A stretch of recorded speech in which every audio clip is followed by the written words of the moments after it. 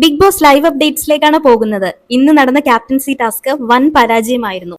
ഹൗസിലുള്ളവർ ഏറ്റവും കഴിവുണ്ടെന്ന് തിരഞ്ഞെടുക്കപ്പെട്ടവരെല്ലാം തന്നെ പുറത്ത് ഓഡിയൻസ് സപ്പോർട്ട് തീരെ ഇല്ലാത്തവരായിരുന്നു. ആരൊക്കെ ആരുടെ പേരുകളൊക്കെയാണ് പറഞ്ഞതെന്ന് നോക്കാം. സായി പറഞ്ഞത് ശരണ്യയുടെയും നന്ദനയുടെയും പേരുകളാണ്. അപ്സര പറഞ്ഞത് ശ്രീരേഖയുടെയും ശരണ്യയുടെയും പേരാണ്.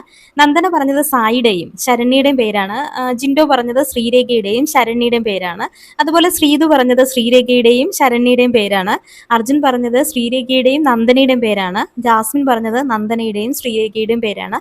ശ്രീരേഖ പറഞ്ഞത് നന്ദനയുടെയും ശരണ്യയുടെയും പേരാണ്. അപ്പോൾ ക്യാപ്റ്റൻസി ടാസ്കിൽ കൂടുതൽ പേരും സജസ്റ്റ് ചെയ്ത പേര് ശരണ്യ, ശ്രീരേഖ, നന്ദന എന്നിവരുടേതാണ്. എന്തൊക്കെയായാലും ഇത് കാണിക്കുന്നത് ആളുകളെ തിരഞ്ഞെടുക്കാനുള്ള അല്ലെങ്കിൽ ആളുകളെ മനസ്സിലാക്കാനുള്ള ഹൗസിലുള്ളവരുടെ കഴിവുകേട് തന്നെയാണ്. ഒന്ന് ആലോചിച്ച് നോക്കൂ, നിലവിൽ അവിടെ എത്രയോ കഴിവുള്ള മത്സരാർത്ഥികളാണ് ഉള്ളത്. ചില കാര്യങ്ങൾ അല്ലെങ്കിൽ വിമർശനങ്ങൾ കേട്ടിട്ടുണ്ടെങ്കിലും ഇപ്പൊ ജാസ്മിന്റെ ഒരു ഗെയിം വെച്ച് നോക്കിയാൽ വളരെ മികച്ച മത്സരാർത്ഥി തന്നെയാണ്.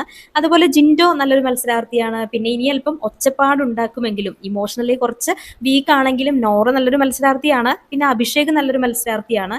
എന്നാൽ ഇവരുടെ പേരൊന്നും ഒരാൾ പോലും പറഞ്ഞില്ല. ഇനി നമുക്ക് ഇവർ തെരഞ്ഞെടുത്ത ഈ 3 പേരുടെ കാര്യം എടുത്താൽ നിലവിൽ ശരണ്യ ഇപ്പൊ കുറച്ചൊക്കെ സംസാരിക്കുമെങ്കിലും എന്തോ ഒരു ലക്ക് കൊണ്ട് ഇത്രയും നാളും പിടിച്ചു നിന്ന ആളെ പോലെയാണ് എനിക്ക് പേഴ്സണലി തോന്നിയിട്ടുള്ളത്.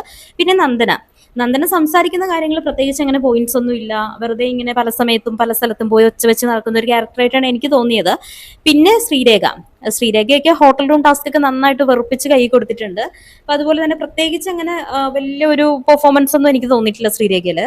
പിന്നെ ഇതിന്റെയൊക്കെ ഒരു പ്രശ്നം എവിടെയാന്ന് വെച്ചാൽ ഇത്തരം റോങ് ആയിട്ടുള്ള ഒരു തെരഞ്ഞെടുപ്പ് കാരണം പുറത്തു പോകാൻ സാധ്യതയുള്ള ആൾക്കാരൊക്കെ അകത്ത് സേഫ് ആയിട്ട് അങ്ങനെ ഇരിക്കും. പിന്നെ എന്നെ അത്ഭുതപ്പെടുത്തിയത് ജിൻഡോ പറഞ്ഞ ആ തെരഞ്ഞെടുത്ത 2 പേരുകളാണ്. കാരണം ജിൻഡോ പോലും പറഞ്ഞത് ശ്രീരേഖ, ശരണ്യ എന്നിവരുടെ പേരാണ്.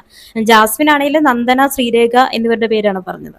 എന്തൊക്കെയായാലും 2 ദിവസത്തേക്ക് ഇവരൊരു ഗസ്റ്റിനെ കൊണ്ടുവന്നപ്പോഴെങ്കിലും അവരുടെ ആ ഒരു ദേഷ്യവും വിദ്വേഷവും ഒക്കെ അല്പം ശമനം ഉണ്ടായിട്ടുണ്ട്. അതൊരു വലിയ മാറ്റം തന്നെയായിരുന്നു ഹൗസിനുള്ളിൽ. പിന്നെ ഗബ്രി പോയതിനു ശേഷം ജാസ്മിൻ ഇമോഷണലി കുറച്ച് ഡൗൺ ആയിട്ടുണ്ട്.